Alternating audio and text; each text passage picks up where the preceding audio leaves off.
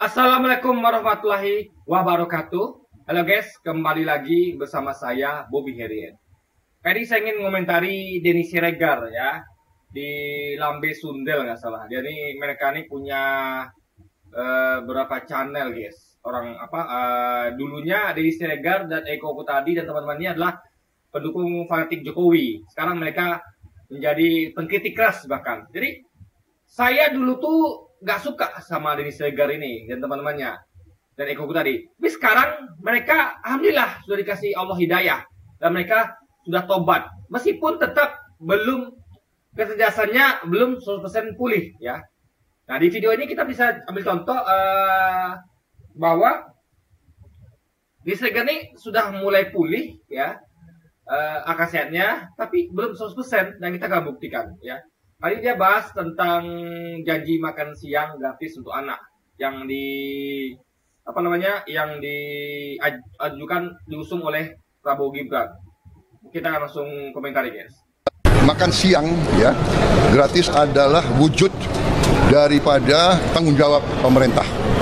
Ya, sebetulnya sudah banyak program sekarang, ada kartu anak sehat, kartu Indonesia Pintar, tapi sekarang kita mau langsung ke akar masalah. Seluruh anak-anak kita harus dapat gizi yang baik supaya dia mampu untuk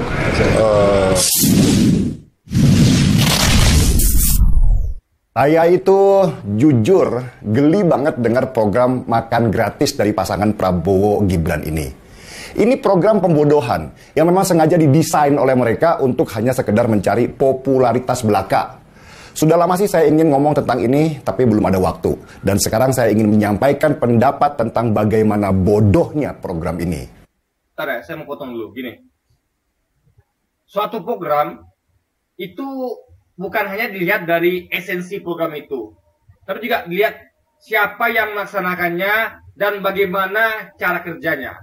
Jadi Denny Siregar jangan lupa ya, jangan lihat hanya dari esensinya ya, tapi lihat juga siapa yang mengerjakan dan bagaimana dikerjakan.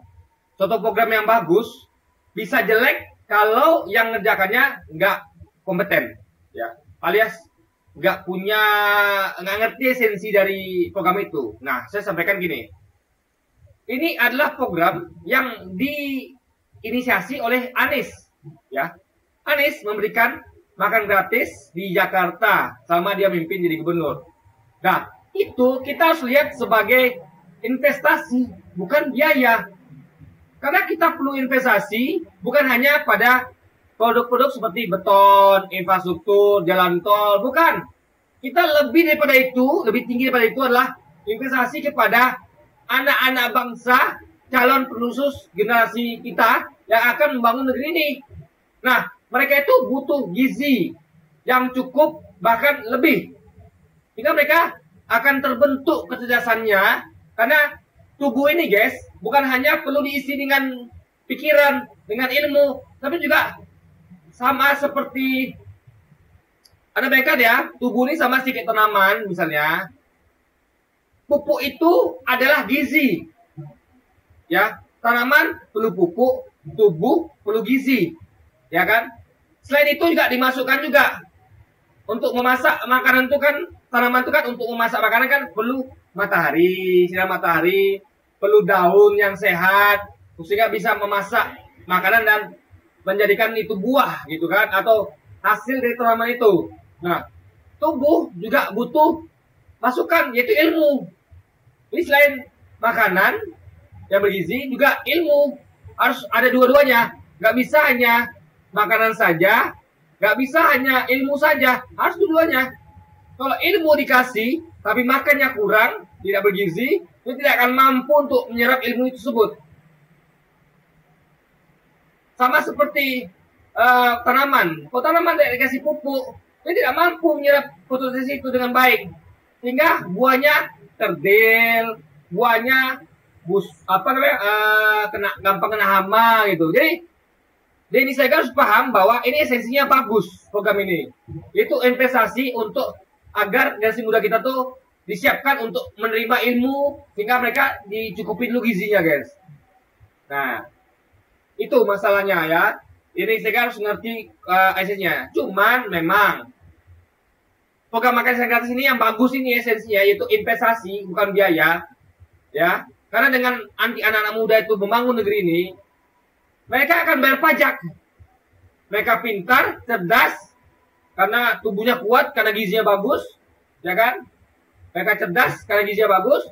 Mereka bangun negeri ini, mereka menjadi orang-orang yang makmur, sejahtera, dan mereka bisa menyumbang lebih untuk negeri ini. Itu investasi. Tapi program bagus Anies ini dijiplak oleh Prabowo Gibran. Nah, mereka nggak ngerti esensinya.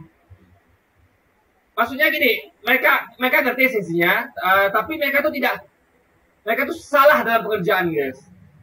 Jadi ketika Anies itu mengerjakan program ini dengan melibatkan komite sekolah yang terdiri atas orang tua murid, ya, sehingga tidak perlu bayar biaya tender, biaya pengadaan, karena langsung orang tua murid yang ngelola. Uang itu diserahkan kepada orang tua murid dalam bentuk komite sekolah.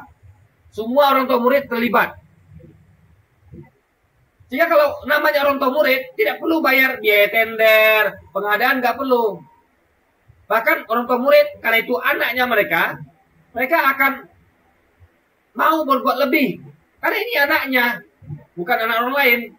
Beda kalau di Prabowo Gibran tuh pakai tender misalnya. Itu memang bisa terjadi peluang korupsi.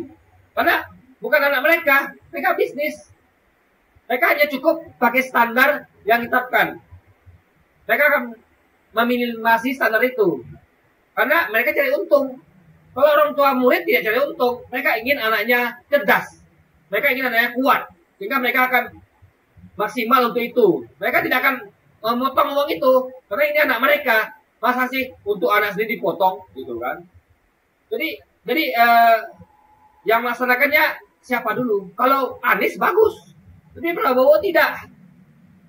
Karena dia ngerti esensi Prabowo ini, tapi nggak ngerti cara ngerjakannya. Bagaimana itu supaya berhasil tepat sasaran, gitu. Ya kan? Jadi harus paham ya, esensinya itu bagus, tapi tergantung siapa yang melaksanakan di lapangan. Menurut tim suksesnya Prabowo Gibran, program makan gratis yang nanti akan mereka jadikan program utama kalau Prabowo jadi presiden itu, biayanya itu sekitar 1 triliun rupiah per hari. Nah ini kalau pakai tender, ya, karena dia jasa, perusahaan itu menyediakan jasa untuk membeli barang-barang itu. Coba kalau kasih ke emak-emak, nggak sampai segitu, guys. Jadi dana itu bocor, ya. Kalau programnya dikerjakan oleh perusahaan, tender, bocor memang. Tapi kalau kepada ibu dari sang anak tidak bakal bocor. Bahkan mereka tambah makan. Mereka tambah itu, karena mereka pengen anaknya kuat dan cerdas. Ini kan gila. 1 triliun rupiah dibagikan dalam bentuk makanan saja. Jangan lupa, Denny, makanan itu bukan sembarang makanan. Bukan makanan fast food, bukan junk food, tapi makanan bergizi. Sama seperti tanaman itu bukan dikasih bukan dikasih sembarang pupuk, bukan dikasih air, tapi dikasih atau tanaman itu bukan dikasih sekedar makan aja sembarangan gitu. Tapi dikasih makanan yang berkualitas sehingga tanaman itu tumbuh besar dan kita bisa memetik hasilnya. Anak-anak muda itu tumbuh besar dan negara kita bisa memetik hasilnya. Mereka akan menjadi makmur, sejahtera, dan bisa memberi kontribusi lebih untuk negara dan rakyat berupa pajak dan juga lapangan pekerjaan. Karena mereka jadi pengusaha sukses, karena mereka cerdas dan kuat. Mereka bisa buka usaha, mereka punya mental yang bagus sehingga mereka akan membuat banyak perusahaan besar dan bisa nampung tenaga kerja dan pajaknya bisa untuk negara, dikembalikan lagi ke rakyat untuk dalam bentuk macam-macam, ya, macam-macam guys bentuknya. Jadi kalau sebulan berarti dana untuk makan gratis itu sampai 30 triliun rupiah per bulan atau 365 triliun rupiah per tahun. Kalau Prabowo jadi presiden, maka program makan gratis itu akan menggunakan dana negara 365 triliun rupiah per tahun dikalikan 5 tahun. Atau hampir 2.000 triliun rupiah dana dibuang hanya untuk makan gratis saja. Gila. 2.000 triliun rupiah selama 5 tahun untuk makan gratis. Bayangkan coba, pembangunan kota sebesar IKN di Kalimantan Timur saja hanya menelan biaya kurang dari 500 triliun. Itu juga besar, bukan kecil tuh 501 triliun. Dan dibangun cuma kota untuk ASN. Ya, mending dana itu dibagi-bagi ke seluruh Indonesia sehingga merata. Pembangunan itu, jadi orang itu akan menyebar, bukan pindah satu titik ke titik lain, bukan. Tapi menyebar, orang Jakarta itu akan kembali ke daerah asalnya. Sehingga Jakarta nggak lagi padat. Jadi semuanya itu merata, dari Sabang sampai Merauke. Bukan malah pindah ke IKN, itu pun hanya ASN-nya saja, guys. Dan ASN pun nggak mau sebenarnya. Karena itu bagi mereka adalah tempat pembuangan. Karena ingat ucapan pejabat Jakarta, ya, setelah Pak Anies, bukan Pak Anies ya, pejabat Jakarta sekarang, dia mengatakan bahwa kalau macam-macam ya ASN Jakarta, kalian akan dibuang ke IKN. Artinya itu kan adalah tempat pembuangan, guys. Ya, luar biasa. Jadi itu semacam tempat orang gagal gitu, orang-orang bandel dan nakal, guys. Rupiah. Pembangunan kereta cepat saja hanya makan biaya 112 triliun rupiah. Itu ya, itu makanya saya katakan ya. Apalagi ini hutang loh, ya, kereta cepat sama IKN. Untuk apa? Memang ada fungsinya, tapi kita bukan lihat fungsi. Tapi menghasilkan keadilan nggak? Menghasilkan pemerintahan nggak? Dibandingkan dana itu dipakai untuk kereta cepat atau IKN, mending makan gratis. Di-push lagi. Ya, makan gratis, pendidikan gratis. Jadi, selain makanan, juga ilmu dikasih gratis, guys. Itu bagus sekali. Jadi, manusia Indonesia kan akan unggul nanti. Gak perlulah berbisnis di dunia pendidikan, gak perlu berbisnis di dunia gizi. Bisnisnya di bidang lain dong, ya kan? Suplai rantai makanan, bisnis macam-macam lah, ya kan? Janganlah pendidikan itu sama sama makan gizi itu jadi bisnis. Karena ini untuk pembangunan manusia Indonesia ke depannya. Juga utang. Ini makan gratis, habiskan uang 2.000 triliun rupiah, terbuang begitu saja tanpa ada nilai tambah apapun, selain hanya menyenangkan perut orang, tetapi otaknya kosong. Denny Siregar salah, ya. Ini tidak hanya mengenyangkan orang, tapi mengisi nutrisi untuk otaknya juga. Ingat, otak itu nggak bisa menerap ilmu kalau kurang gizi, guys. Anak stunting itu akan susah belajar dibandingkan anak yang normal yang gizinya cukup baik, ya. Jadi otak itu bukan hanya perlu ilmu, perlu gizi juga. Ini saudara harus paham ya. Otak kosong itu karena dua faktor, tidak masuk ilmu dan kekurangan gizi. Nah, kekurangan gizi itulah fondasi. Karena dengan gizi yang kurang, ilmu sebanyak apapun tidak akan mampu diserap. Karena kapasitasnya terbatas otaknya. Karena gizinya buruk. Anak itu stunting, ya kan? IQ-nya rendah. Gimana IQ rendah? Karena kurang gizi, bisa nerap ilmu yang banyak. Nggak mungkin. Makanya pondasi dulu benerin. Yaitu gizi. Baru ilmu dikasih. Itu saat yang melengkapi, guys. Ya, ada pondasi, ada tambahan ilmu gitu. Kosong. Banyak banget keburukan. Jadi nggak sama dengan kasih makan orang junk food, fast food yang tidak bergizi, nggak sama. Tapi ini bergizi, ya. Bedakan. Jadi ini bisa bedakan mana makanan gizi, mana junk food, dan mana fast food, ya. Dari program makan gratis ini. Dan pertanyaannya yang utama, apakah anggarannya tidak akan bocor dan disunat? Biasalah orang kita, kalau ada proyek, yang utama dulu dari mereka adalah bagaimana dapat komisi dari proyek itu. Iya, kalau proyek itu diserahkan kepada tender swasta, orang yang bukan dari orang tua si murid. Iya, mereka kan cari komisi. Tapi kalau orang tua siswa, komisi dari mana? Ini anaknya loh. Masa dia mau melakukan eksploitasi anak? Kan mungkin. Ya, orang tua itu punya hati nurani, kecuali orang tua brengsek ya. Yang kemarin tuh kayak bantingan aja, itu memang gila, guys. Itu bukan orang tua namanya. Orang tua normal, dia akan sayang sama anaknya, tidak akan menjadikan anaknya itu proyek, nggak mungkin.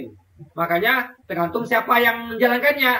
Kalau Prabowo yang pakai tender, ya ada peluang disunat, korupsi dan segala macam. Tapi kalau masyarakat Anies, no, akan tepat sasaran. Karena yang menjalankan adalah orang tua murid itu sendiri. Itu. Dengan anggaran proyek sekitar 2.000 triliun rupiah. Kebayangkan kalau komisi mereka itu bisa sampai 10%, itu baru di tingkat elit atau pusatnya. Kalau sudah turun ke bawah, ke pemerintah daerah, itu dipotong lagi. Ke camat dan lurah kena potongan lagi. Belum kalau dananya lari ke sekolah, itu dipotong lagi. Akhirnya yang lari ke siswa cuma nasi putih dan nugget saja yang murah. Toh namanya juga makan. Jadi dana itu tidak lewat lurah, tidak lewat mana-mana. Langsung dari APBN, langsung ke tiap-tiap komite sekolah. Orang tua murid, langsung. Nggak lurah kasih sana, enggak. Ya, jadi sekali lagi ya, beda dengan kalau lewat lurah, lewat mana-mana. Enggak, ini langsung guys. Langsung. Kalau Anies ya, kalau Prabowo, ya tadi itu, pakai tender segala macam. Jadi sekali lagi tergantung siapa yang melaksanakan di lapangan. Siang, ya seadanya sajalah. Ini sekali lagi saya bilang adalah program pembodohan. Hanya program populis yang gak masuk akal. Dan nanti kalau dijalankan, kebayang tingkat korupsinya luar biasa besar. Belum lagi kita harus impor beras, daging, susu. Karena daging dan susu stok kita itu tidak cukup. Nah, ini bedanya kalau Anies yang mimpin, ya. Pak Anies itu dia akan mengutamakan investasi di bidang yang membuka lapangan kerja. Ya, karena selama ini di zaman Jokowi ini investasi itu adalah lebih banyak yang tidak padat karya, tapi hanya padat modal, kayak tambang dan semacamnya. Dan itu hanya bisa menyerap tenaga kerja itu sekitar 4%.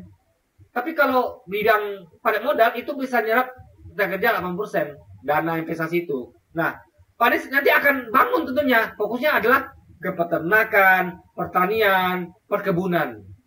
Dia akan nanti investasinya akan dorong untuk yang di bidang pertanian, yaitu produksi beras dan bahan pangan. Karena itu akan menyerap banyak tenaga kerja.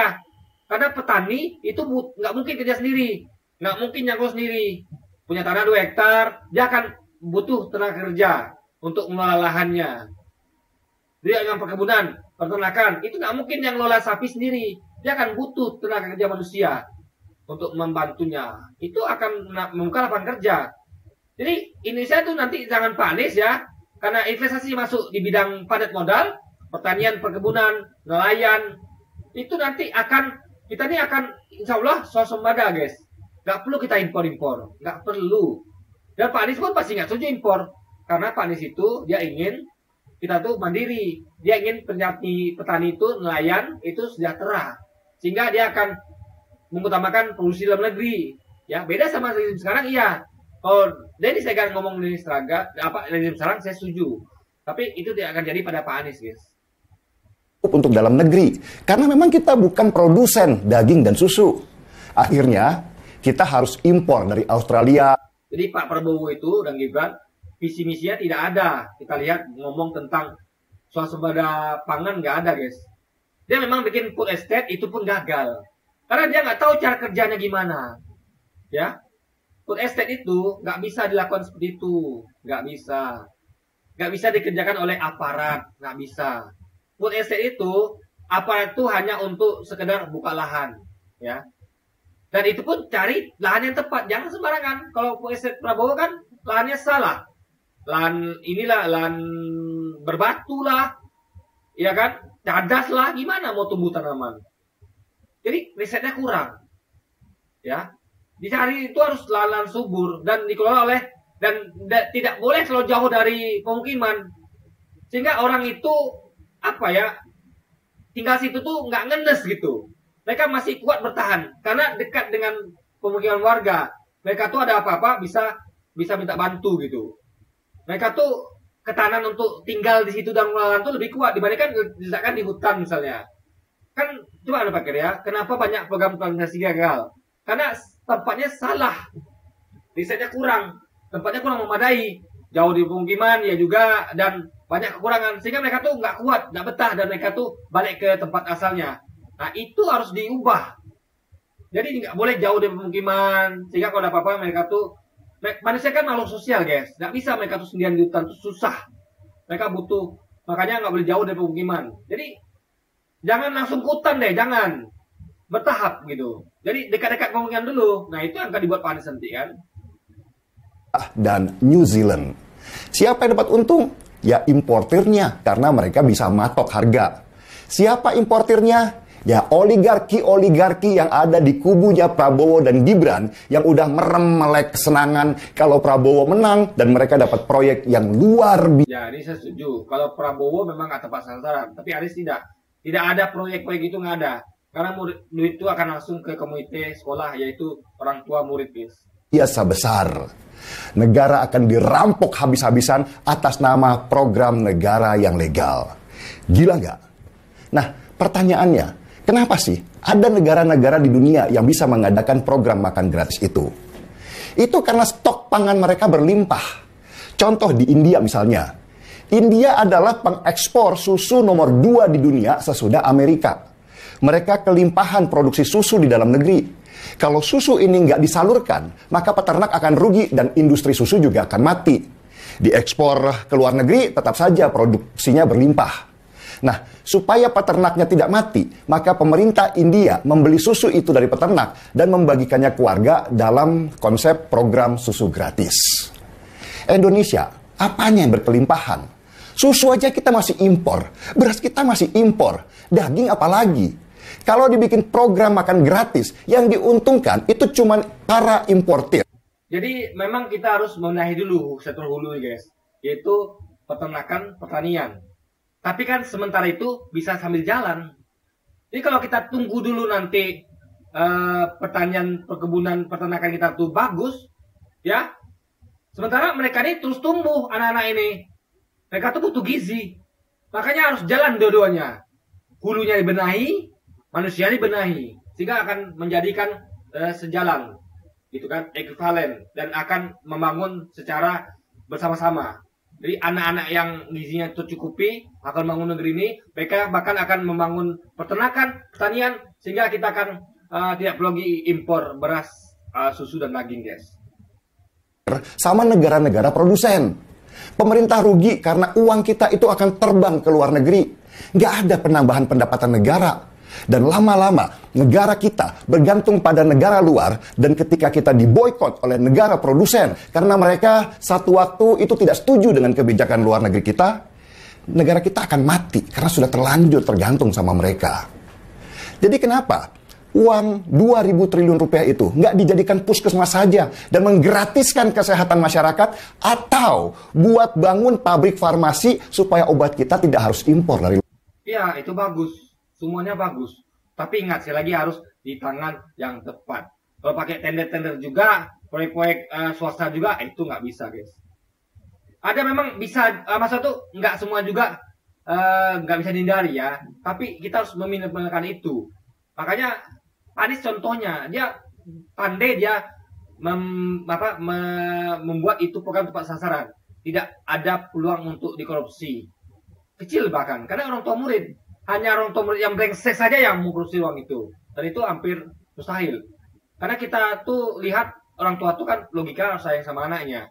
Beda dong kalau kita ngomong swasta, itu bukan anaknya. Itu wajar terjadi guys. Masih lebih mustahil kalau ibu-ibu anaknya sendiri dikorupsi guys.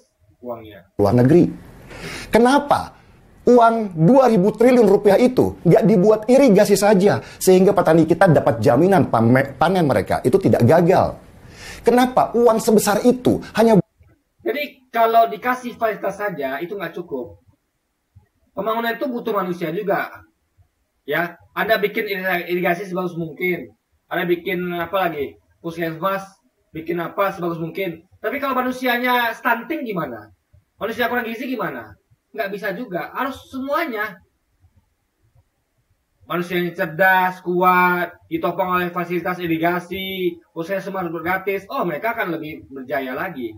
Tapi kalau mereka stunting, tidak cerdas, lemah, ada puskesmas, ada obat murah, itu nggak terlalu membantu. Ya, ingat, manusia itu kuncinya. Dan dia harus difasilitasi. Manusianya bagus, cerdas, kuat, dan difasilitasi, itu akan menjadikan mereka hebat. ya. Jadi beda dengan manusianya lemah, tidak cerdas, dikasih fasilitas itu juga tidak akan bagus, guys. Buat makan gratis, program yang tidak menghasilkan apa-apa selain peluang mega korupsi. Sekali lagi, makan gratis itu akan menghasilkan anak-anak yang tidak kekurangan gizi. Mereka menjadi anak yang kuat, dan cerdas, dan bisa menampung ilmu lebih banyak. Mereka itu akan menjadi semacam media tanah yang subur, yang bisa menyerap ilmu di mana-mana. Jadi ketika mereka dikasih ilmu satu, mereka langsung serap. Dikasih lagi, mereka sanggup. Dikasih lagi, mereka sanggup. Mereka akan punya teori, dan mereka akan kuat dalam prakteknya, karena mereka kuat, gizinya cukup. Gitu. Mereka dengan anak yang stunting misalnya, yang kurang gizi, mereka gimana mau berusaha? Ya, berpikir, mereka aja kurang gizi gitu kan. Yang luar biasa. Coba contohlah program Ganjar Pranowo yang ingin bangun infrastruktur internet supaya lebih canggih dan merata dari Aceh sampai Papua. Internet itu sebagai fasilitas supaya anak-anak kita itu terisi otaknya. Ya, bagus itu internet. Tapi jangan lupa, otak itu nggak sembarang otak. Kalau otaknya stunting, otaknya kurang gizi, bagaimana dia nyerap informasi yang ada di internet? Jadi, Denny Siregar ini lupa bahwa otak itu bukan sekedar benda mati. Nggak, dia tuh bukan kayak ember yang disediakan, lalu nggak diapa-apain. Nggak dirawat, tinggal masukin air, tinggal cari ember aja gitu. Enggak. Manusia itu ibarat tanaman. Dia butuh pupuk untuk bisa berisi, untuk bisa besar, tumbuh besar dan menghasilkan. Jadi butuh dua-duanya. Program Ganjar ini bagus. Program gratis juga bagus, ya. Makan gratis itu bagus. Jadi harus dipadukan dua-duanya. Makan gratis tuh hulunya, internet ini hilirnya, gitu. Jangan hilirnya aja, hulunya nggak beres. Otak itu tidak akan sanggup menampung informasi yang banyak di internet kalau otak itu kurang gizi. Itu loh poinnya, guys. Supaya mereka bisa kelak mendapat pendapatan di sana dan membangun keluarga baru yang sejahtera. Seperti kata Kiai Kampung kepada Prabowo dulu, kasih kami kail, jangan kasih kami ikan.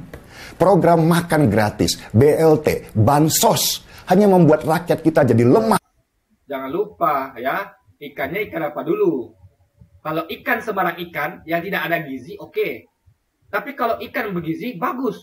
Makanya orang tua tuh kan yang ingin anak sukses kan, dia kasih makan yang bergizi, guys. Saya ingin anak saya pintar, ya fasilitasi.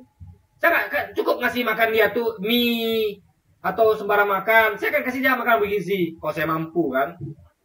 Nah, untuk membuat dia bisa menggerak kerjaan sekolahnya, biar fisiknya kuat, biar dia bisa belajar dengan baik, dia bisa berusaha dengan baik, gitu guys. Mentalnya, dan jadi bangsa yang peminta-minta, bukan bangsa yang tangguh melewati krisis global. Gila sih program makan gratis itu. Entah gimana lagi harus bilangnya. Jadi gini, rakyat itu juga ada yang perlu dibantu, jangan lupa. Cuman jangan semuanya juga. Yang mampu jangan dibantu. Yang nggak mampu, yang betul-betul butuh bantuan. Ya. Jadi, dan dilihat juga ke depannya. Apakah mereka tuh memang orang yang malas atau memang orang yang butuh. Kan ada tuh orang tuh yang udah dikasih bantuan, dia nggak mau kerja. Itu baru kita stop pemberian bantuan. Tapi kalau ada orang yang butuh bantuan, lalu dia buka usaha gagal, ya kita bantu lagi. Bukan salah dia. Dia udah berusaha, tapi belum rezekinya. Ya dikasih rezeki dari pemerintah. Jadi harus dibedakan, ya. Bantuan itu harus tepat sasaran kepada orang-orang yang memang mau berubah. Orang nggak mau berubah, jangan kasih bantuan, jangan. Kita kasih pelajaran. Saya kasih bantuan, Anda berubah. Tapi kan Anda berubah, saya akan stop kasih bantuan. Karena Anda menjadi kenaan gitu. Nah itu poinnya guys. Jadi harus dipetakan ya bantuan tepat sasaran. Dikasih kepada orang-orang yang mau berubah. Ya, kalau nggak mau berubah, jangan dikasih. Gitu guys. Karena program itu benar-benar gila. Gila rencana korupsi besar-besarannya. Mending saya seruput kopi dulu daripada ikutan gila.